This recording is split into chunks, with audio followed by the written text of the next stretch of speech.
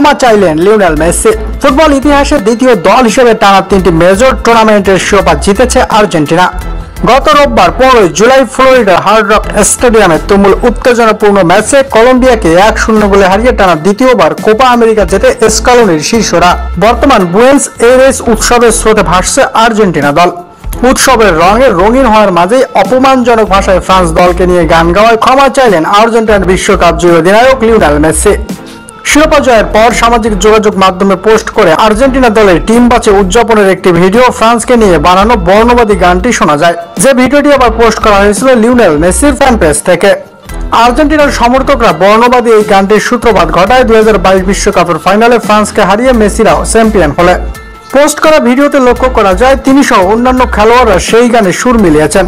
পরবর্তীতে নিজ ইনস্টাগ্রাম অ্যাকাউন্টে দেওয়া স্টোরিতে এ প্রসঙ্গে লিওনেল মেসি ক্ষমা চেয়ে লেখেন, জাতীয় দলের উদযাপনে আমার ফ্যান পেজ থেকে ভিডিও পোস্ট করায় আমি আন্তরিকভাবে ক্ষমা চাই। তিনি আরো যুক্ত করেন, এ গানে অত্যন্ত অপমানজনক ভাষা আছে এবং এসব শব্দ ব্যবহারের কোনো অজুহাত নেই। আমি সব ধরনের বৈষম্যের বিপক্ষে। আমাদের কোপা আমেরিকা উদযাপনের উন্মাদনায় পড়ে গিয়েছিলাম বলে ক্ষমা চাই।